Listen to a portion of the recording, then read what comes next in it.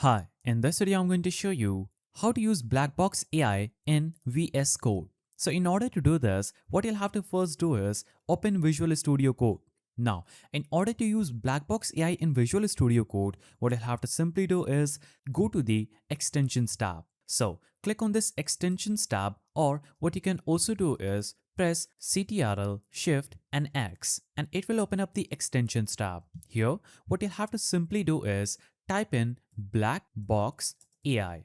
Then it will show up results for Blackbox AI. What you'll have to simply do is click on the install icon available just after the extension. Now, as I'm using VS Code for web, I'm not able to install it. But when you click on the install icon, it will be instantly installed onto your Visual Studio Code and you'll be able to use it quickly. And after you install it, you'll have to basically sign up or log in using a GitHub account. Once installed, you will see a floating chat window and inline suggestion panel that activates as you type or select code.